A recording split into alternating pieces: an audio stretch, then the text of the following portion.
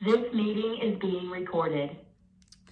Hello, ladies, and welcome back to another podcast. I know it's been feels like we haven't talked in a while. Yeah, it's been kind of like a big break between podcasts because we did a little bit of a early podcast last week with a little bit of groundbreaking news. So this week I'm gonna get right into things. Try to keep it a little bit shorter today. Got a lot of ground to cover. So today I'm going to start off with a little bit of a high and a low. Okay, so my high for the week was that a new round of Say Yes started, and the girls are amazing as usual. But seriously, every round that we go into, I'm like, this is the best round yet. This is the best round yet. This is the best round yet. Every single time, and it makes my heart so happy. And the energy in week one, I really do wish that there was a way to carry that energy through to week four. It's really hard. We get discouraged, things happen, life happens, but week one, the energy is always immaculate. So I'm really just soaking it in and using it to kind of fuel my own momentum. Um, my bad week is that my sweet, sweet Izzy, my little Porky, my little white dog. For those who don't know, I have two dogs, Izzy and Pepper. Izzy is my dog that I got when I was a freshman in college. Everybody told me that it was a bad idea, that I shouldn't do it, that I was going to regret it. And I said, I don't care, I'm doing it anyway. And she is honestly I love her to pieces. She will forever be my first my first dog that I ever had by myself. And poor little Izzy, she has always had issues. My family jokes that Izzy is the most expensive dog alive. She literally is. So we had to take her to the vet this past weekend because I could just tell that something was wrong. Um, and she has a lot of issues with her bladder and historically has had issues with her bladder. So we took her to the vet for what I thought was a UTI. And of course, it's never just a UTI with Izzy. So it was bladder stones. So she is actually going to be getting surgery next Friday. So I'm a little bit of a nervous wreck. And, it's just one of those things, like just right now, one thing after another, just getting kicked down financially. It just it sucks. You know what I mean? And I know that there's people out there that can relate, and it feels like it just, happens just one thing after another. And you're just like, can I just get a break? Hello. So I'm just a little bit of a little ball of anxiety about that, even though I'm sure she's going to be fine. I feel so bad for her, and she's in so much pain, and I can tell. And it's just sad. So, and she's getting older, and it's just a reminder to me that she's getting older. And as she gets older, these surgeries make me more and more they're more and more nerve-wracking for me because, she's, as an older dog, they have to run all sorts of blood work and things like that just to make sure that she's going to be okay. So anyway, that is my bad week. I probably should have started off with my bad week and then gone to my good week, but it's fine. Okay, so a little bit of a health update next up. So if you missed my Instagram stories, I did have my follow-up appointment last week, and I was pretty shocked to hear that I have Hashimoto's. I don't know what I thought it was going to be. I don't know what, this is my thing. Every time I get a diagnosis, I'm always so surprised. But the thing is what was I expecting? You know what I mean? I knew that something was wrong. I've known that something was wrong. And so when I got the diagnosis, I was really upset. I'm not going to lie. I just really, the first day I was like, okay, all right. And I feel like it hadn't really hit me. And then I called my OB just for a second opinion because I always do that. And she confirmed the same thing. And I don't know, it just kind of from that point when I got that confirmation on, it really kind of set me into this spiral of just discouragement. And discouragement is one of the shittiest feelings ever. Can we just all agree on that? It sucks. There's nothing actually, I was gonna say there's nothing worse than discouragement. That's false. Nausea is definitely worse than discouragement, hands down. But discouragement, it's not a great feeling, okay? And it can become a big obstacle to our empowerment. Negative thought cycles can come from that and spiral out of control and just sink you into a deeper discouragement. I mean, it can really become a cycle. And of course, the crowd favorite, the victim role, has the ability and the opportunity to emerge at this point, which in my case did. And I spent 2 to 3 days feeling bad for myself and feeling sorry for myself and feeling why me and feeling what's the point and why should I try? And listen, I know a lot of you look up to me, but I am not perfect, okay? I definitely have come a far way from my victim mentality. I used to be the victim role was my thing. It used to be, okay? But not anymore. But I still sink into these moments of playing the victim. And you know what? I allow myself to, because it's just what I needed to do during that time, and it sucked and it's sad, and I'm just like, how does this affect me long term? Like, just all the thoughts were going through my head after the diagnosis, right? And I just, oh man, I couldn't work out because I had a procedure done, which didn't help the situation, but I honestly don't know if I would have worked out anyway. I just was not in a good place. And I was very happy that when I got on the scale this morning, I did not skyrocket after the weekend, because the truth of the matter is I feel like I should have. I definitely indulged. I mean, it was also 4th of July weekend, so there was a little bit of socialization type of things happening. But I didn't eat healthy. I didn't eat a single vegetable, I don't think. Now that I'm thinking about it, no, I definitely didn't eat a vegetable. I did drink water, so that was a plus. But yeah, I wasn't feeling myself. Like, I wasn't in my groove. I got really just, I got hit below the belt a little bit, okay? And I know that it's going to be okay. And I know that just the way I talk about insulin resistance, like, I obviously don't feel like I've conquered it, but I feel like I just have this great grasp on it. Like, I understand it. I feel like I know my body really well when it comes to that. And so I just feel annoyed that I even have to now go through this rabbit hole of learning a new disease that I know nothing about. And there's something a little terrifying about having an autoimmune disease, right?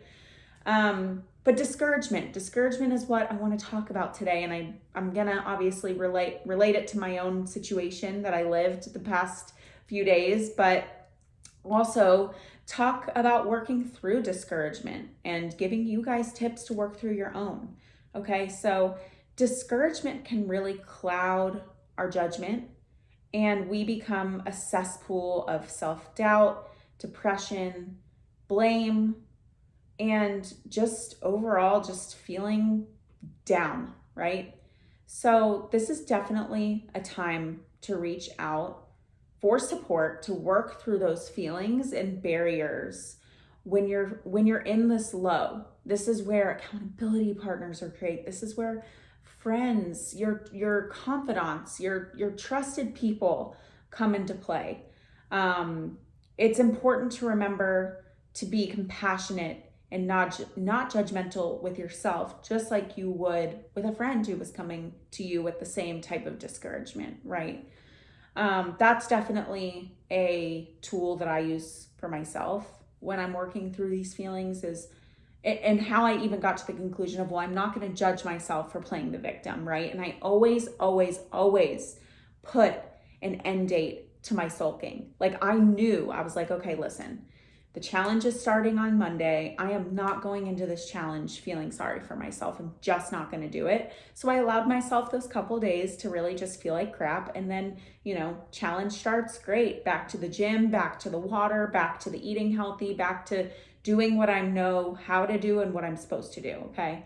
So, with patience, you can rewrite your story from one of a victim to a victor. Okay. So you can take your discouragement and you can turn it into empowerment. and turn that into a deeper purpose. Okay, so let's work through this together. So step 1, we are going to identify and acknowledge. We are going to pull a Mulan. Should I sing? Who is that girl? Okay, I can't do it. But you know what song I'm singing. I loved that song when I was a kid, by the way. It was like my party trick. It was always the song. You know your friends that have kids, if you don't have kids, or maybe you have a niece or nephew or whatever it is, maybe you're a parent yourself and you're always like, hey, like Charlie, sing Baby Shark. And it's like super cute and they're just adorable and it's like a little bit of a talent show. That was definitely me with that song. Shout out to Christina Aguilera, forever love her. I'm such a 90s kid at heart. Like everything 90s, early 2000s, I'm such a nerd about. Okay, going back to the topic, sorry. Recognizing and acknowledging where and when you get frustrated and discouraged is key. Start to understand what your triggers are when you start to feel those things creeping in, that disappointment, the frustration, and, well, the discouragement, right? Take some time to journal. I know, if you're in the program, you're like, of course she wants us to journal, what's new? But seriously, there's something really powerful about a journal, and I really, really love it. Identify what is causing those feelings to come up for you. And once you've identified it, you'll be better able to navigate through it, right? And that's just key for literally feelings in general. And for whatever reason, feelings can be really hard to put your finger on, because the truth of the matter is a lot of our feelings are actually stemmed from fear. But you know, a lot of times we say, I'm sad, but really maybe you're tired or maybe you're burnt out. So really putting a good grasp, a really good word on the emotion that you're feeling, and not that like basic happy, sad, you know, that kind of, those words can be very surface level, and I want you to dig deeper into those emotions.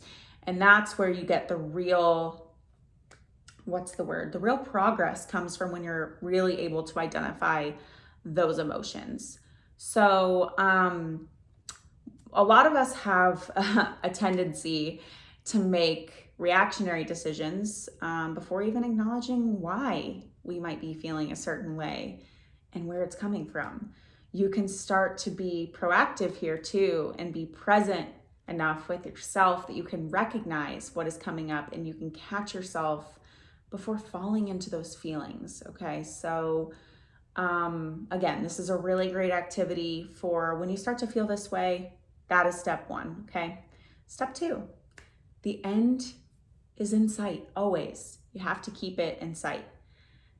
Connect in and visualize the excitement and the feeling that you're gonna have when you do and achieve that goal that you know that you're capable of. You do.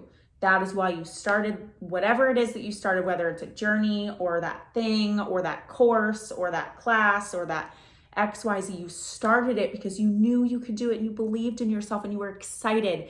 And when you get into the nitty gritty of it, it's easy to forget that. So I want you to visualize the win, the goal, and the greatness.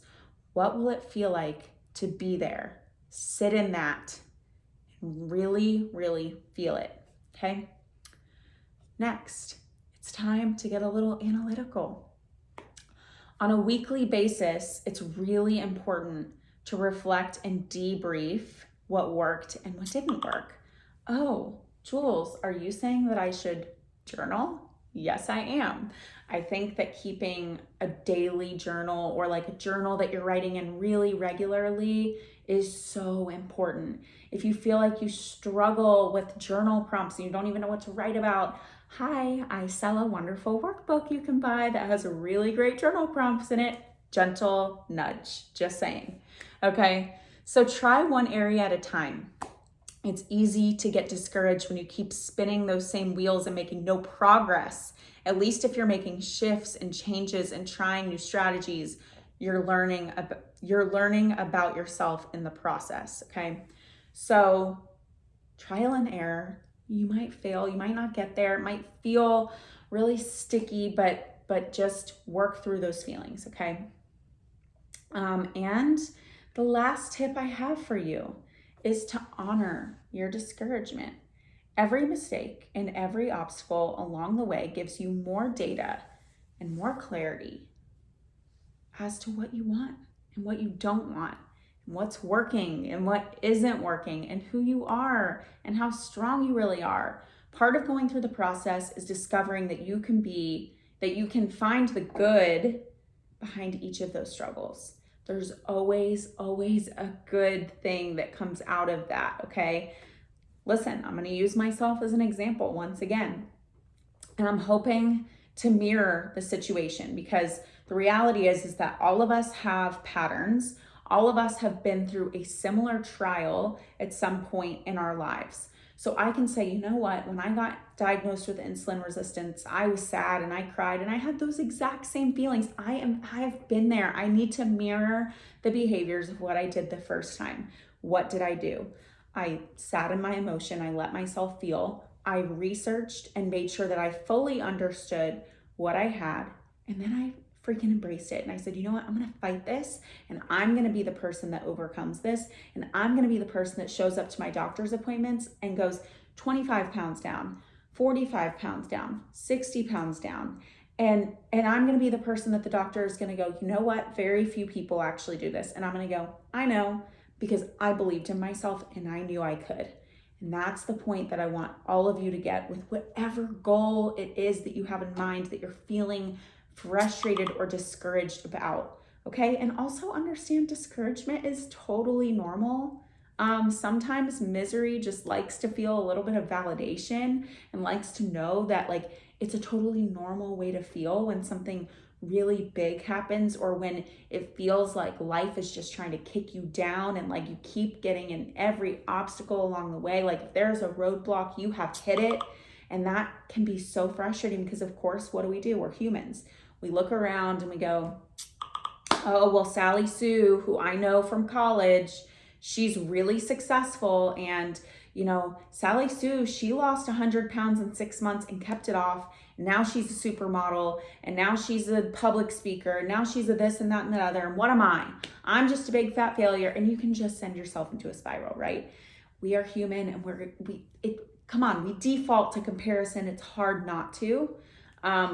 I do have to toot my own horn a little bit.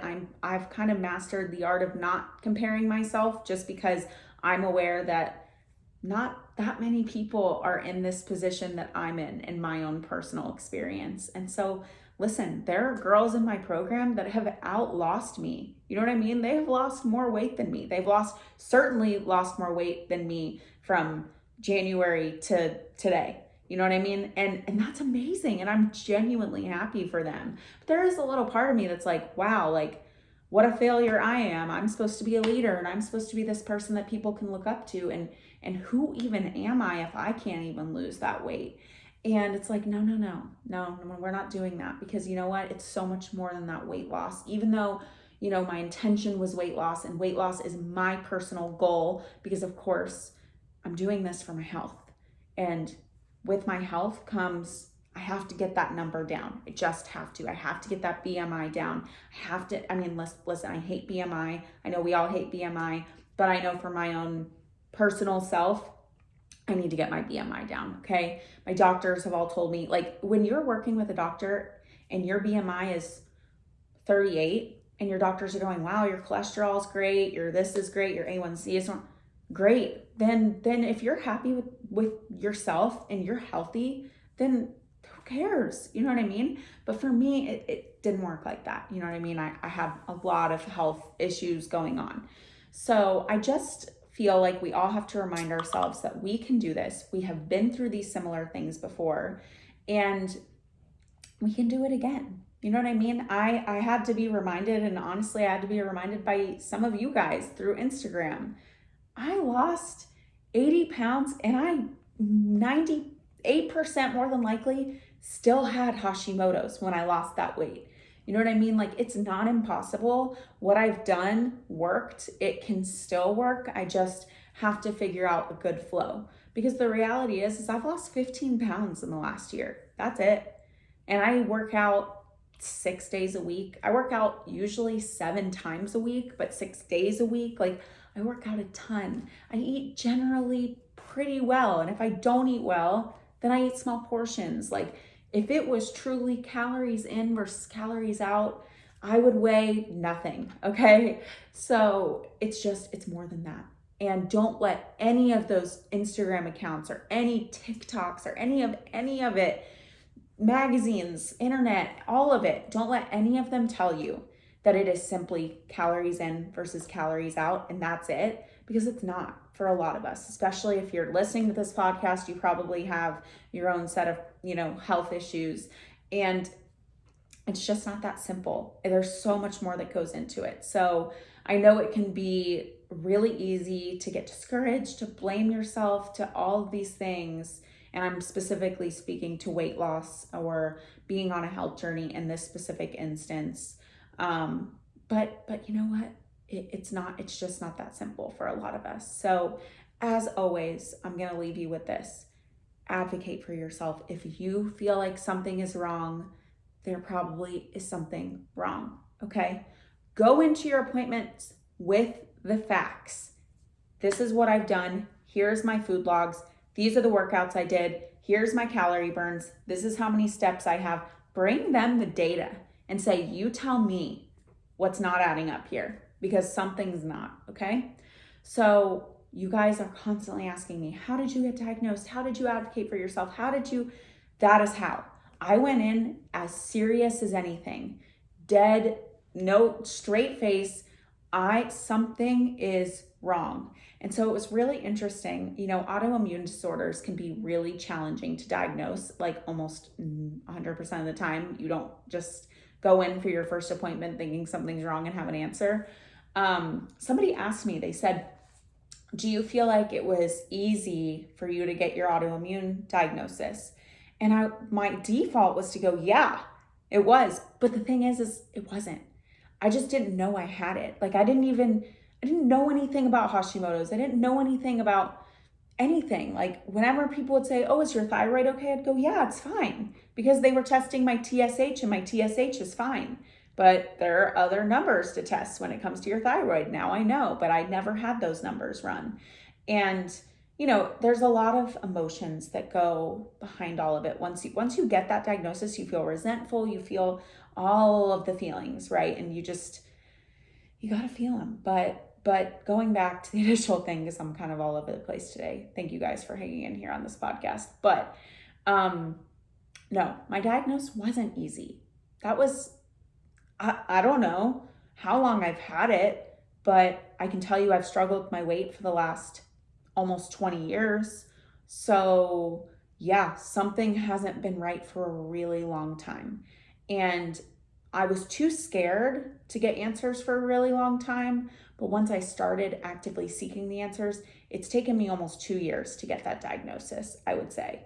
I was lucky. I started off with the diagnosis. And a lot of times when you get that first diagnosis, you're like, okay, I'm solved. That's it. But do keep in mind, sometimes there can be a couple things wrong. It didn't even occur to me before this happened, you guys. Literally did not occur to me. And when I sat in that appointment, I was shocked, you guys. Like, I just was not expecting anything like that to show up. I don't know what I was expecting. So I don't know, guys. Just keep advocating for yourself. Like I said, I'm leaving you with those tips. If you're listening to this, let it be your sign. Go to the dang doctor. I know a lot of you have reached out and said that you've already made your appointments, that you're going, that you're going to go get your answers. But I cannot encourage you more. I will probably end every podcast for the next X amount of podcasts with go to the doctor and here are my tips. But I have to continue to repeat it because I just don't know who's listening and who needs to hear it and who's hearing that message, right? So I hope you're walking away from this podcast with a couple things, a little bit of validation that your discouragement is totally normal and a little bit of tools to add to your tool belt to help you work through that discouragement when it does rise, okay? So everybody, I know this was a short one, just wanted to give you that little update, give you some tips. Take care of yourselves. Have a great weekend. Enjoy some sun. Hopefully the sun is shining where you live. And I will talk to you guys next Friday. Bye-bye. The recording has